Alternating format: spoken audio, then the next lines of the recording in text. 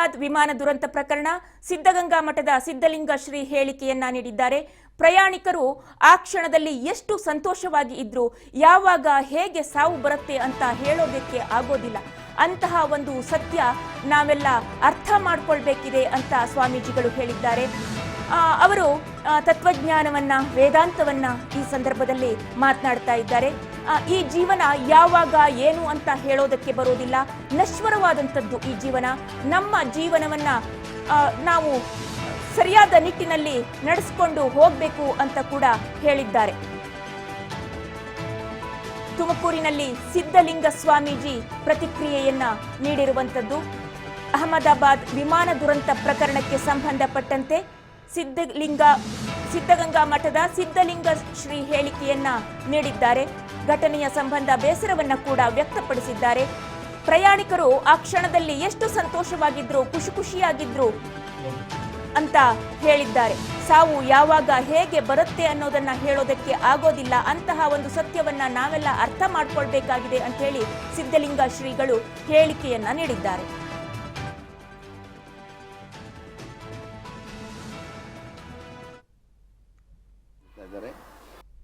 ಮೊನ್ನೆ ಅಹಮದಾಬಾದ್ನ ವಲ್ಲಭಾಯ್ ಪಟೇಲ್ ವಿಮಾನ ನಿಲ್ದಾಣದಿಂದ ಇಂಗ್ಲೆಂಡ್ಗೆ ಹೊರಟಂತಹ ಏರ್ ಇಂಡಿಯಾ ವಿಮಾನ ಟೇಕ್ ಆಫ್ ಆದ ಕೆಲವೇ ಸೆಕೆಂಡ್ಗಳಲ್ಲಿ 1-2 ನಿಮಿಷಗಳಲ್ಲೇ ಇರಬೇಕು.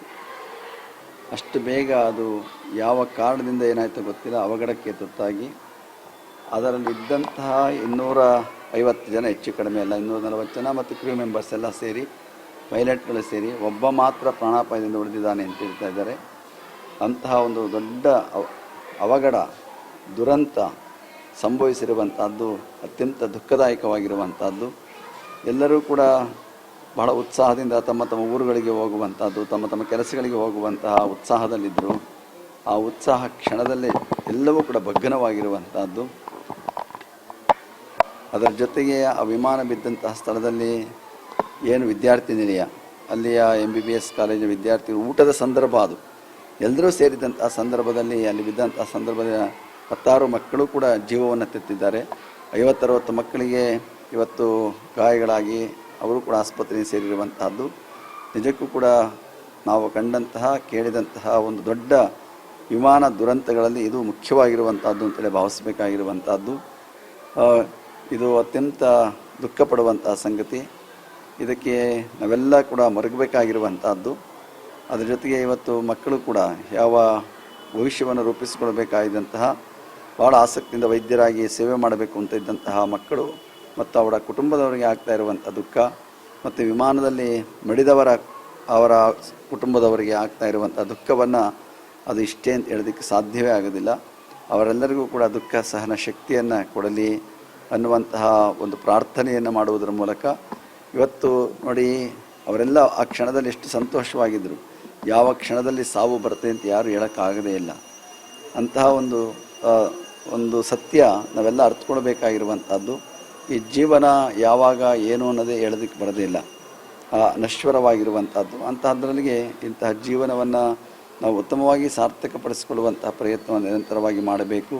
ಇವತ್ತು ಅವಘಡ ಆಗೋಗ್ಬಿಟ್ಟಿದೆ, ಪ್ರಾಣಗಳು ಹೋಗಿದೆ, ಜೀವ ತೆತ್ತಿದ್ದಾರೆ.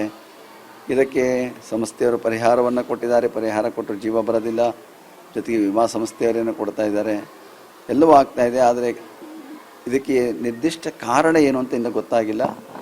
ಈ ಕಾರಣ ಗೊತ್ತಾದರೆ ಮುಂದಿನ ದಿವಸಗಳಲ್ಲಿ ಇನ್ನು ವಿಮಾನ ಪ್ರಯಾಣ ಸುಖ, ಅದು ಯಾವುದೇ ರೀತಿಯಂತಹ ಒಂದು ಅವಘಡಗಳಿಗೆ ಕಾರಣ ಆಗೋದಿಲ್ಲ ಅನ್ನುವಂತಹ ಭರವಸೆ ಬರಬೇಕಾಗಿರುವಂಥದ್ದು ಕೂಡ ಜನಗಳಿಗೆ.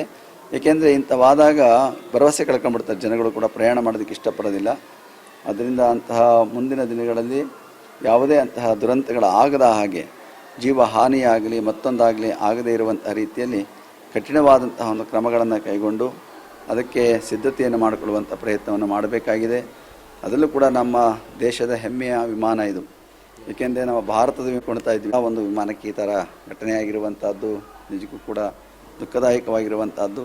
ಸತ್ಯ ಏನೆಂದು ಹೊರಬಂದ ಮೇಲೆ, ತನಿಖೆಯಿಂದ ಹೊರಬಂದಿದೆ, ಬ್ಲ್ಯಾಕ್ ಬಾಕ್ಸು ಸಿಕ್ಕಿದೆ. ಅಲ್ಲಿ ಏನು ಅಂತ ಅದರಲ್ಲಿ ಏನು ರೆಕಾರ್ಡ್ ಆಗಿದೆಯೋ ಗೊತ್ತಿಲ್ಲ ಅದರೊಳಗೆ, ಅಥವಾ ವಿಮಾನದ ಯಂತ್ರದಲ್ಲಿ ಏನಾದರೂ ದೋಷ ಉಂಟಾಗಿದೆಯಾ, ಅಥವಾ ಹಕ್ಕಿ ಬಡಿದಿದೆಯಾ, ಅಥವಾ ಬೇರೆ ಏನಾಗಿದೆ ಅನ್ನುವಂಥದ್ದು ಕೂಡ ಇನ್ನೂ ಸತ್ಯ ಅದು ಗೊತ್ತಿಲ್ಲ.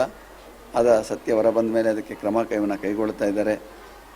ಆದಷ್ಟು ಬೇಗ ಇಂತಹ ಅವಘಡಗಳು ತಪ್ಪಬೇಕು. ಯಾವುದೇ ಆಗಲಿ ಜೀವಹಾನಿ ಅಂತೂ ಜಗತ್ತಿನಲ್ಲಿ ಎಲ್ಲೂ ಆಗಬಾರದು.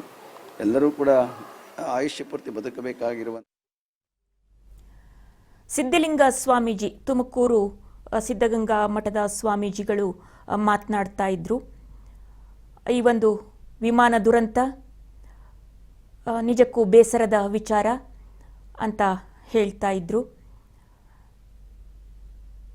ಅಹಮದಾಬಾದ್ನಲ್ಲಿ ಆದಂತಹ ದುರಂತ ಮಾನವ ಜೀವನ ಎಷ್ಟೊಂದು ನಶ್ವರ ಅನ್ನುವಂತಹ ಮಾತನ್ನ ಅವರು ಹೇಳ್ತಾ ಇದ್ರು. ಈ ಕ್ಷಣದಲ್ಲಿ ಎಲ್ಲರೂ ಸಂತೋಷವಾಗಿದ್ದೀವಿ, ಆರಾಮವಾಗಿದ್ದೀವಿ ಅಂತ ಕಾಣಿಸ್ತಾ ಇರುತ್ತೆ, ಆದರೆ ಪರಿಸ್ಥಿತಿ ಭಿನ್ನಮಯ ಆಗಿರುತ್ತೆ. ಯಾವ ಕ್ಷಣದಲ್ಲಿ ಹೇಗೆ ಬೇಕಾದರೂ ಸಾವು ಬಂದು ಅಪ್ಪಳಿಸಬಹುದು. ಹಾಗಾಗಿ ಜೀವನವನ್ನ ಸಾರ್ಥಕವಾಗಿ ಕಳಿಬೇಕು, ಪ್ರತಿ ಕ್ಷಣವನ್ನ ಕೂಡ ಜೀವಿಸಬೇಕು, ಸಾರ್ಥಕ ಮಾಡ್ಕೊಳ್ಬೇಕು ಅನ್ನುವಂತಹ ಮಾತನ್ನ ಕೂಡ